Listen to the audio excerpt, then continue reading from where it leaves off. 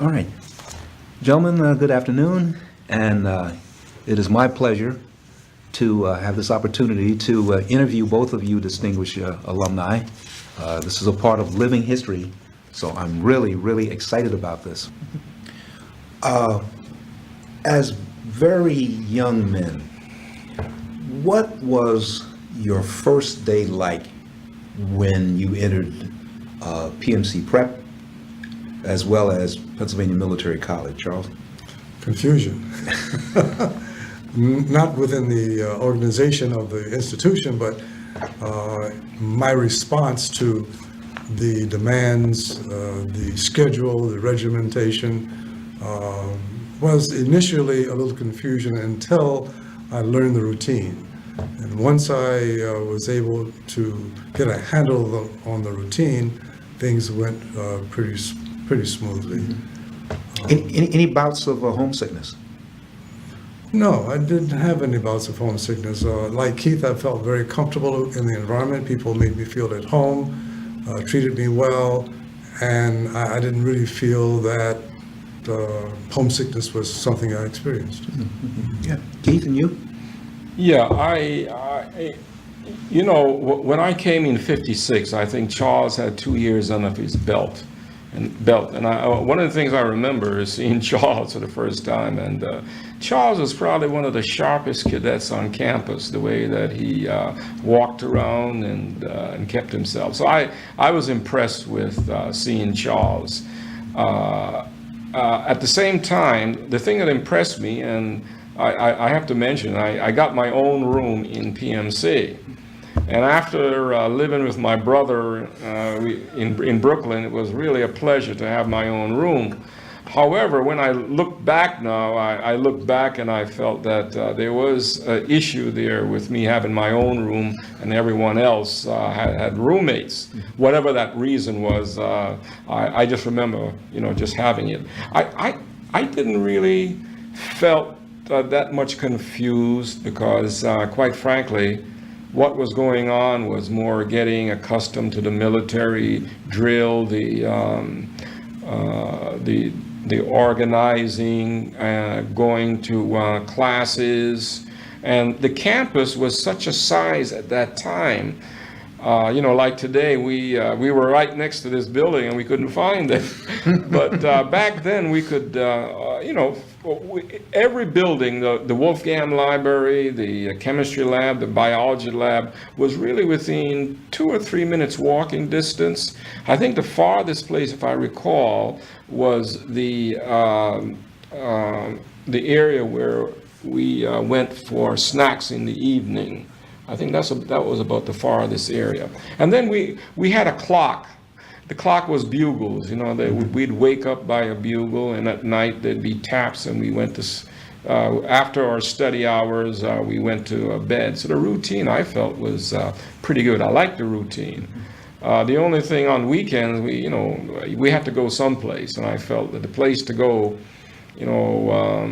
was home. But back then, traveling was not the easiest. Either you had to take a bus or take a train. It was relatively inexpensive back then, but at the same time, it was a time factor, going and coming back. There was a time factor there.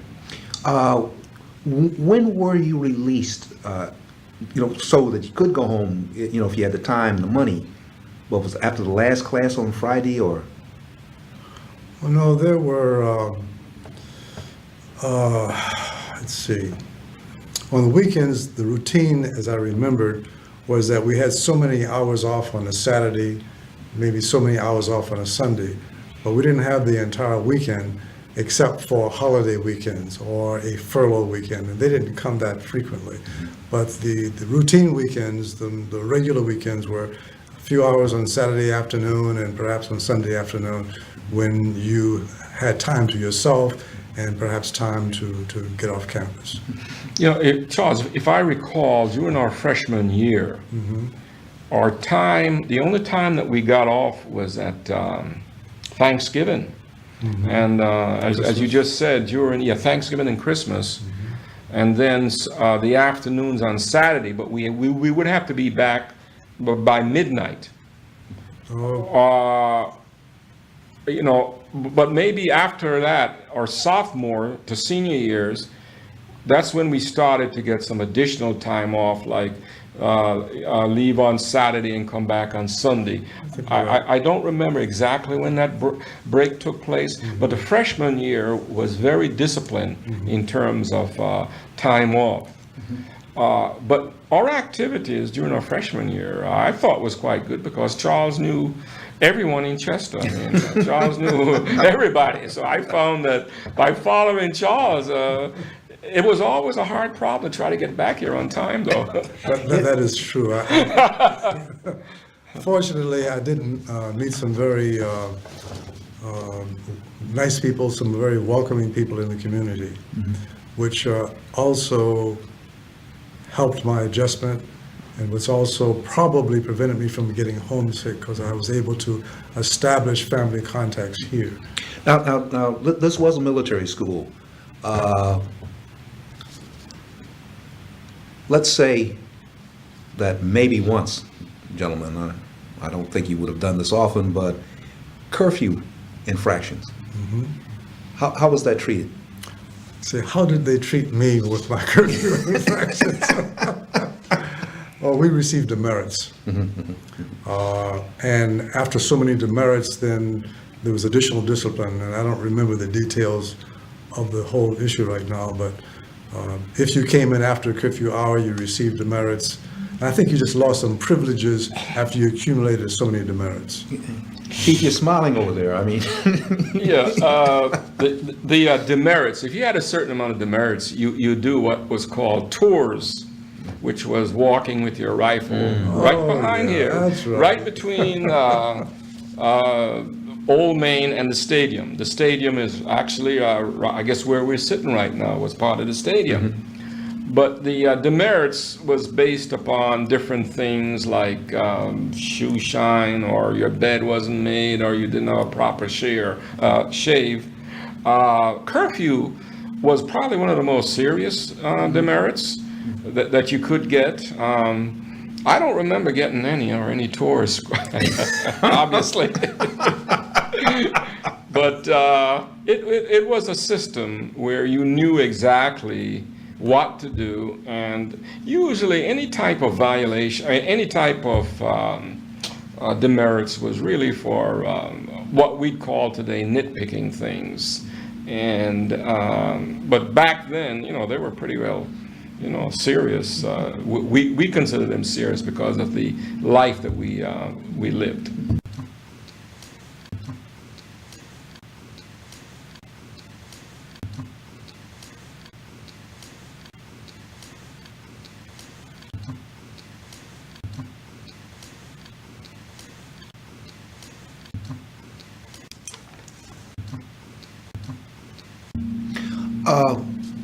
Militariness is correctness in uniform as well as hair. Getting your haircuts, gentlemen, did that present any problem to you? No, actually, not for me. There was a barber right in Old Main that cut hair. Maybe a little different than I might have gotten in the community, but it was adequate enough, and so it turned out not to be a real problem. Keith? Yeah, if you're referring to the issue of segregation, no, that didn't present a problem. We got haircuts on a weekly basis. At least I did. On a weekly basis, we had a haircut, very short. And if I recall, Charles, eventually, I forgot this name, the canteen. The barber was also in the canteen area. I think after they moved from Old Main, they went to this canteen area, which was on the far part of the campus, like where we're sitting now. It would be straight ahead looking through this window. And if I recall, the barber was kind of an old guy, and an old white guy, and he was didn't present any problem. You just have to be there in line, you sit down, and he'd cut your hair. I didn't experience any problems. No. Did I go into Chester for a haircut? There was no reason to do that. Did we have to pay the barber? I don't remember paying him. I think that might have been part of our tuition. We just had to get over to the barber, I think. I don't remember paying him, but they did have a system where you got certain services, you just signed your name and accumulated a bill. I don't remember whether the barber was a part of that or not. I know that you could go to the, I'm forgetting exactly what they called it, the store where you would buy some of your equipment and things, and if you didn't have the cash to pay for it, you would sign for it, it would give you a bill at the end of the month. Well, one of the traditions, shall we say, of military schools in the past anyway, has been the issue of hazing. Charles, you recall incidents like that? Nothing that I would call serious hazing. Mm-hmm. I think that the quote, hazing that we may have experienced was a matter of getting us used to the fact that we called the upperclassmen sir, and we sat at a certain way at the dinner table. We ate square meals when they told us to eat square meals. That's the actual way that we ate, not the actual meal itself.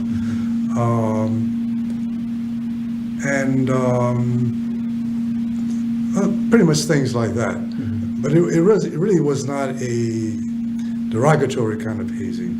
It was just an enforcement of regulations in a very tight manner to get you used to the routine, and then in your second year, it was relaxed, not that you were not expected to do them, but they were not in your face to do them all the time because you had already learned what you needed to do. Similar question, because Keith, at West Point, and I don't know about Annapolis, but at West Point, first year cadets have to eat at attention. Was there such a situation here? Yeah, there was a military discipline. Everything that you did as a freshman, no sir, yes sir. In fact, even today, my wife scolds me because I'll call 17-year-old kids sir. It applied to everyone. During the time that Charles and myself, we were here, was there anyone that crossed the line with individual military discipline that you would say that was racism? Not formally. I don't recall any situations where someone crossed the line. In fact, it was really just the opposite. I became a waiter in my second year, and I always felt that the cadet officers and individuals always kind of catered to me since I was a waiter. All the other waiters, I should say. Mm-hmm. However, there was just one incident that I remember where the N-word was used, and that was really just a off, I'd say, duty where we were in our dormitory situation, and we were doing some type of wrestling in the hallway, or doing what we usually do during our off time, and the person called me the N-word, but the person apologized to me later, and the most interesting thing about that, many years later when I worked in Pittsburgh, this same person worked.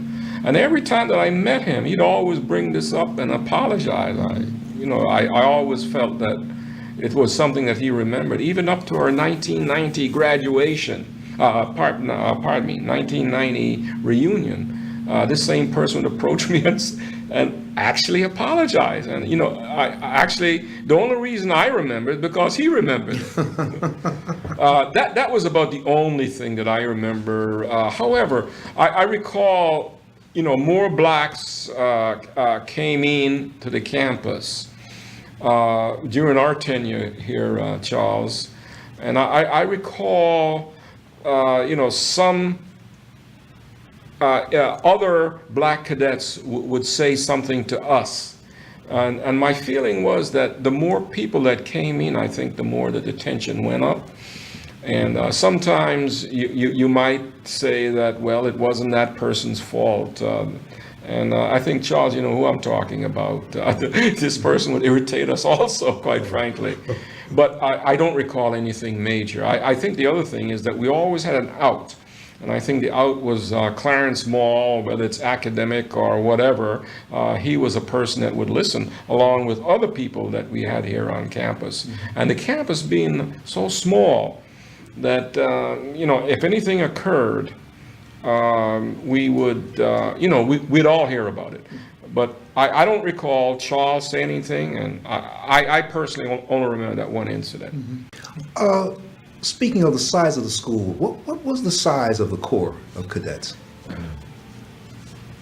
600, 400?